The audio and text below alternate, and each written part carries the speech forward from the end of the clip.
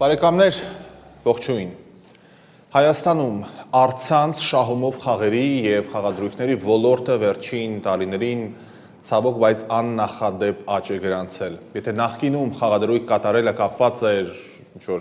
խաղաղատուն գնալով, բուքմեյքերական կետ հասնելով, ապա այսօր ընդամենը մեկ սմարթֆոն, ինտերնետի հետ կապ բավական է ցանկացած պահի, ցանկացած վայրից խաղին մասնակցելու համար։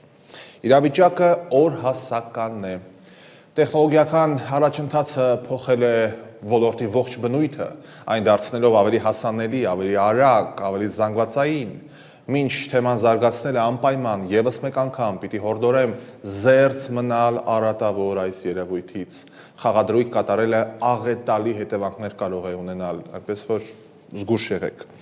Պետական եկամուտների կոմիտեի հրապարակած տվյալները դրա վառ ապացույցն են, նկատի ունեմ աղետալի հետևանքների։ Վերջին հաշվետու տարում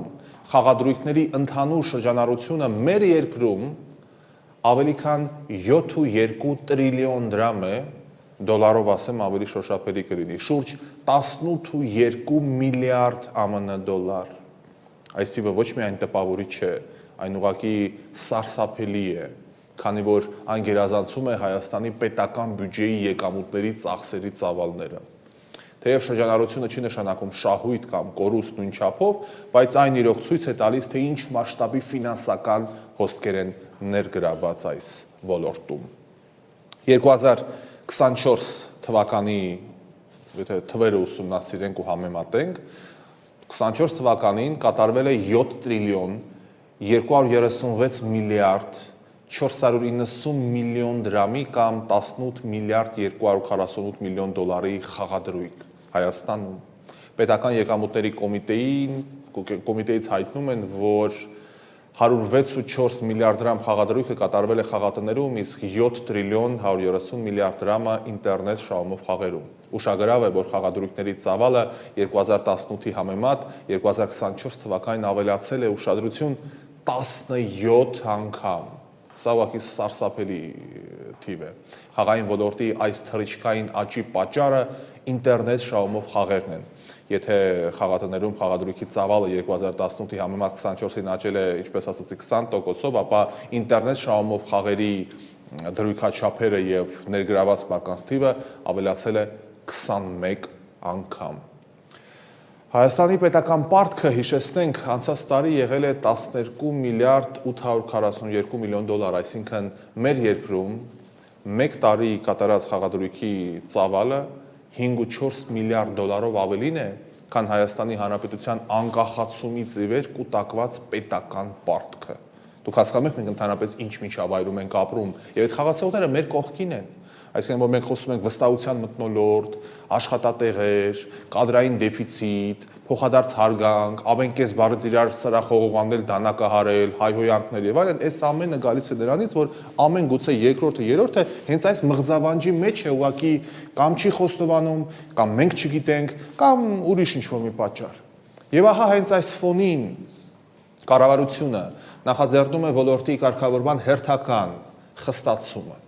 Առաջարկում է ստեղծել արգելափակման ենթակա կայքերի այսպես կոչված սև ցուցակ, պարտավորեցնել ինտերնետ մատակարար արագ այդ ընկերություններին, որպեսզի նրանք արգելափակեն այդ ռեսուրսները, ինչպես նաև սահմանափակեն օտարերկրյա հարթակներում Հայաստանի քաղաքացիներին թիրախավորող խաղային գովազդները։ Պաշտոնյաների համոզմամբ սա կօգնի նվազեցնել չլիցենզավորված խաղային հարթակների ազդեցությունը եւ պաշտպանել Հայաստանի քաղաքացիներին։ Սակայն խնդիրը միայն տեխնիկական չէ։ Մենք ապրում ենք 21-րդ դարում, թվային այս դարում, ժամանակակից աշխարհում ցանկացած արգելափակում կարող ենք շատ արագ շրջանցել տարական, գուցեև անվճար VPN-ի օգտագործմամբ։ Վերջ։ VPN-ը օգտագործում ես, ինչ կայք արգելափակված է, կրկին հասանելի է, բարի գալուստ։ Ուստի հարց է առաջանում. արդյոք մենք պայքարում ենք երևույթի պատճառների, թե միայն դրա արտաքին դրսևորումների դեմ։ Առցանց խաղերի տարածման հիմքում ոչ միայն տեխնոլոգիական զարգացումն է, այլև սոցիալական եւ տնտեսական միջավայրը։ Եթե հազարավոր մարդիկ, 100,000-ավոր մարդիկ արագ հարստանալու հնարավորություն են որոնում, երբ ֆինանսական անորոշությունը դառնում է առօրյայի անբաժան մաս, Շահումով խաղերը շատերի համար սկսում են ընկալվել ոչ թե որպես զվարճանք, այլ որպես եկամուտ ստանալու հնարավորություն, եւ վտանգը հենց այստեղ է։ Իսկ հենց այստեղ ձևավորում է ամենամեծ վտանգը կախվածությունը, պարտքերը, ընտանիքների ֆինանսական խնդիրները, հասարակական լարվածությունը եւ այսպես շարունակ։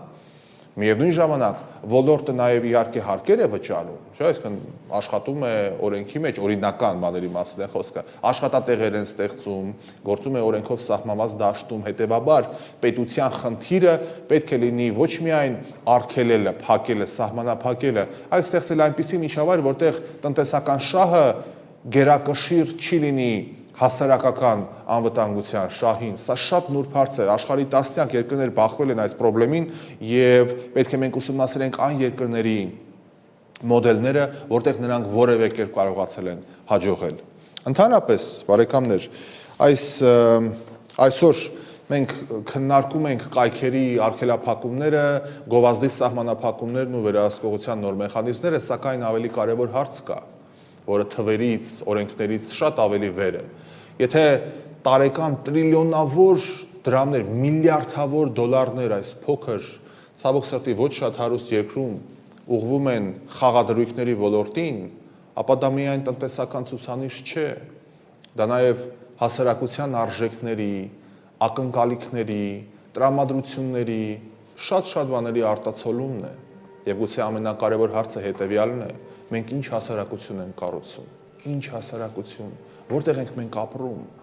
Միթե այնպիսի հասարակությունում, որտեղ հաջողության ճանապարհը ավելի ու ավելի հաճախ կապվում է պատահականության հետ, բախտի հետ, ճակատագրի հետ, արագ շահույթի հետ,